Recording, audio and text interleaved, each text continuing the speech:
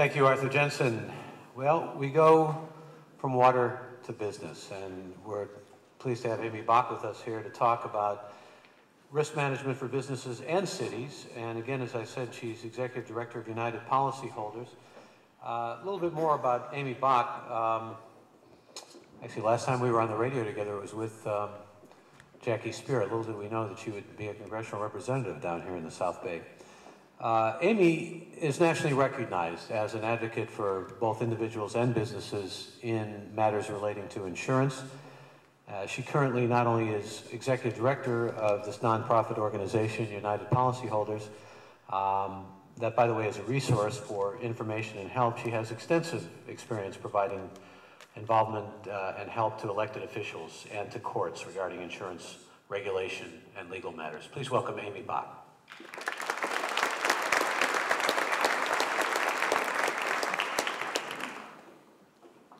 Thank you. It's a pleasure to be here, away from my day-to-day work, which really does span from the very the real nitty-gritty work that we do in disaster areas to the air operation. I guess I describe it as when we're involved, for example, with the National Association of Insurance Commissioners, who right now have been, well, right now for the last 4 years, have been laboriously deciding whether they're going to adopt regulations nationwide to require insurance companies to make certain disclosures about the business planning that they are doing in relation to climate change. So we're in LA right now with people who just lost their homes and helping them, and we're up there trying to advocate for coherent national policy. Why does insurance matter? Why am I here at this conference?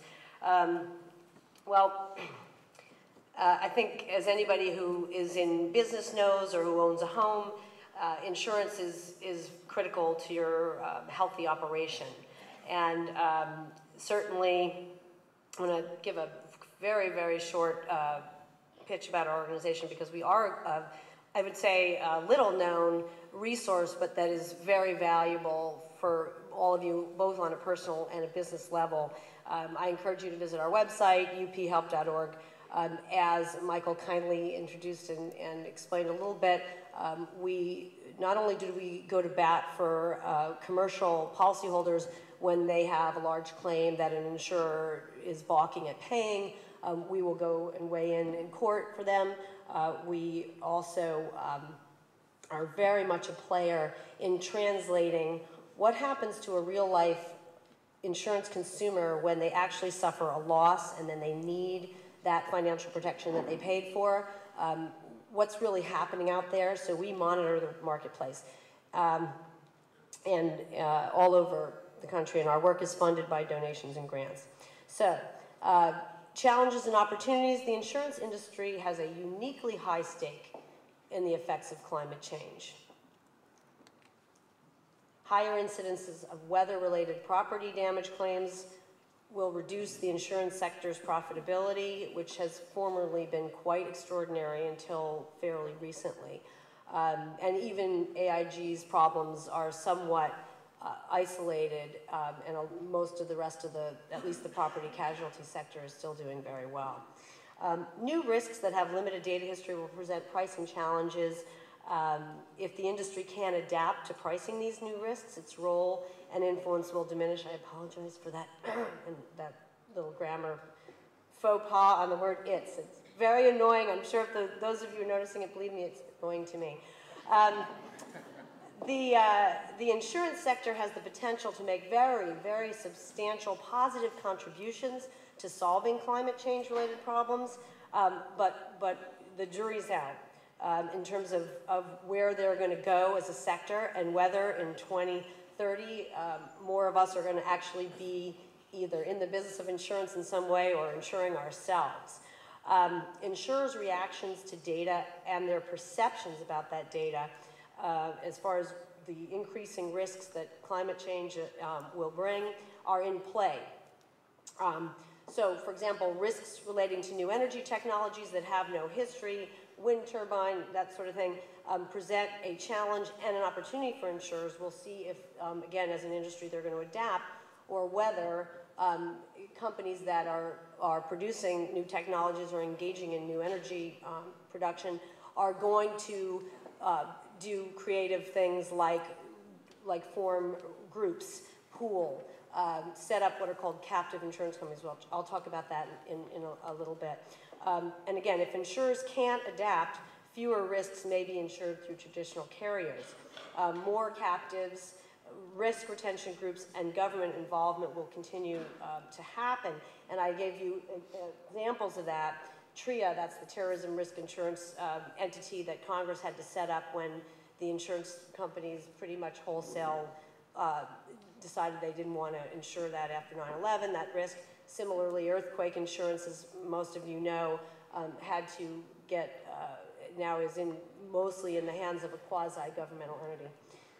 So that clearly is already a phenomenon that has happened. And insurers, as all of us have noticed, that there is increasing hurricane activity, weather-related property damage claims. There were 1,000 separate wildfires in California this year.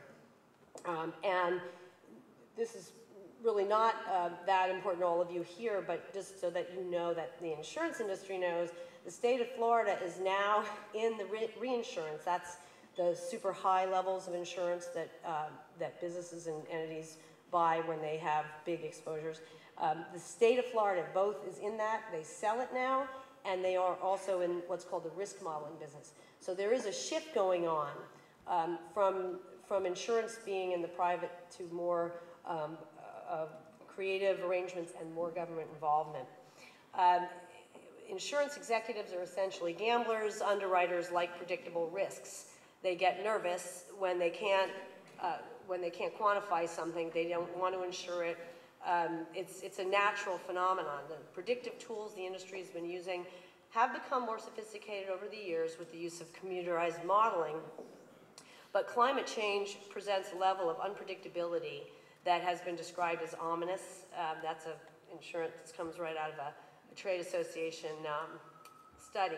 Models and loss data that are based on historic events have limited relevance to the future. So you can understand how insurance executives are thinking right now, and how their thinking is going to impact all of you, what you pay for your insurance, and whether the coverage is actually going to be there when you need it. What have insurers' reactions been so far? Increasing rates and deductibles, adding exclusions, strategic market share reductions in areas that have been hit repeatedly by catastrophes. So while we're doing fine still in California as far as property insurance and business insurance, has been a very stable, healthy market for many years, despite all the wildfires. We still don't have big availability problems, but I do expect there is going to be some changes coming. You know, certainly, as I said, insurers can't help but have noticed 1,000 wildfires in 1 year. And the insurers are relying more increasingly on what we call short-term modeling firm data. They used to always look at 100 years back, and now they're looking at 5 years. Because there is sort of this sense that all bets are off and things are a little upside down. And so I'm not going to go deeply into this, but there's already been some back and forth between insurance companies and commercial policyholders on climate change related lawsuits. So in lawsuits where, let's say, a manufacturer has been sued for greenhouse gas emissions, some insurers have taken the position that's not covered.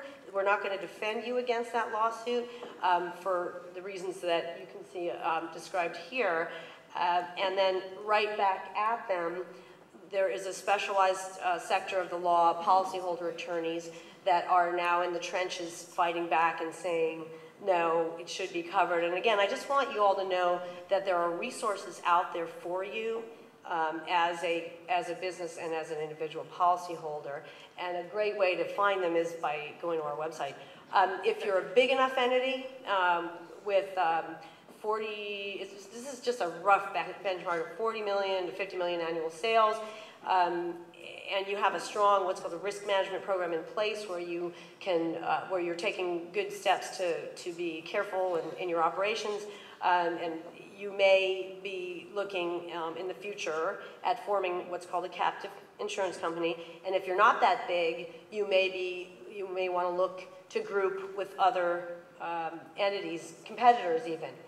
Sort of, you know, Eamon's message that I heard very loud and clear, that we're all in this together, and we just have to be thinking outside the box, at doing things maybe a little differently for the greater good. And of course, you know, the insurance system is, at its heart, is a sharing, pooling concept. The profit factor in it is the complicating aspect. So the dynamic, we want insurers not to stick their heads in the sand about what's coming, but we don't want them to overreact.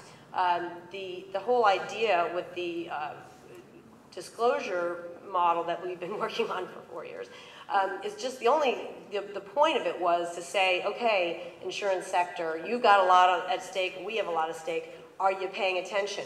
Are you researching? Because I can assure you, insurance companies, if they want to, can really pretty much get the best science to predict, because they have a lot at stake. So briefly, the industry has the power to influence societal behavior favorably by providing mitigation incentives, real incentives, meaning big discounts, and helping people do things to reduce risk. Managing and pricing properly the risks that are related to extreme weather, or not coming in after the fact and saying, oh, we lost all this money, we're pulling out, and now, you know, havoc results. Continuing to create and implement new products, offering solutions for climate change related risks, refusing to insure development in ecologically sensitive areas, and just very briefly on the good news side, some of the things that the insurance sector is already doing, there is something called pay as you drive that's now beginning to get some play, where the less you drive, the cheaper your insurance will be. Coverage for green building materials, our local company here, Fireman's Fund, has been sort of leading the charge there. Heightened attention to mitigation and preparedness, renewable energy related insurance products. And in closing, I give you some recommendations on just, you know, keep an eye. If you're not a big enough company to actually employ a risk manager, you want to make sure when your policies come up for renewal that there aren't some new exclusions in there for climate change related claims against you that you want to make sure you do have coverage for. And you just want to, as I said, investigate your options. And you're not actually, I think insurance consumers have a lot more power these days than they used to have. So don't be discouraged, come to our website, get educated.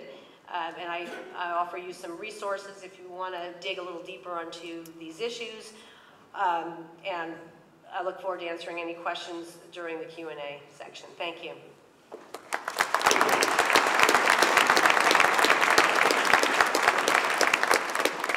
Thank you, Amy. We've now come to our fourth speaker of this afternoon in discussion of envisioning the future and sustainability, and that's Hal LaFlash. I love the fact that the guy who works in electricity, his name is LaFlash, but that's just my... After this, we'll go into a panel discussion and bring you into it, of course, as I had said. Hal, again, directs emerging clean technology policy in the Energy Procurement Organization of PG&E, Pacific Gas and Electric Company. And what that means is he assesses the state of technologies that will allow PG&E to fill its future resource needs, which they see as including understanding and evaluating and supporting emerging renewable energies as well as other clean energy technologies. Hal LaFlash, please welcome.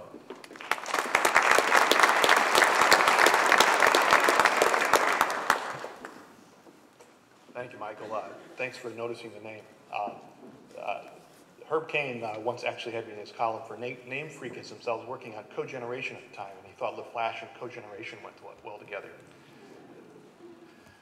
What can I say about what's going to be happening in energy in 2030? Yeah. There's a lot more to it. We'll take it offline. In 2030, we will have had 50 years of reaping the benefits of really leadership in clean energy in California. California has the lowest per capita electricity usage in the nation, so I don't think that's going to be changing between now and 2030. We've had a loading order for about the last 4 years, and that loading order has been serving us well, and it'll continue to serve us well to 2030, where the first things that utilities do in California is look for customer energy efficiency in ways that they can do more with less. After doing that, they look at demand response and dynamic pricing for ways of doing more with less. Add in renewables and distributed generation, and when needed, they bring in clean natural gas resources. So I think this combination of policy leadership and technology innovation that you'll see in the Bay Area in particular will end up giving energy that's both sustainable and intelligent. And to me, sustainable energy is the negawatts of energy efficiency. And the on-site or remote renewable energy that will also be part of that portfolio. And intelligent energy is going to be the interaction of smart buildings and even in smart buildings with the smart grid, and even the smart grid with smart vehicles. I'll talk about this in a little bit more detail on a couple slides, but there are a lot of new energy efficiency technologies out there. The state's been very good at encouraging those and doing a good development process over the past 20 years or so. We'll see more expanded use of some of the existing renewable technologies that are out there. We'll see new types of renewables. I'll cover these in a little more detail. And I think energy storage is going to be a big issue that's going to be useful both with intermittent renewables and the smart grid and electric vehicles. This is one slide of history and one slide of projection.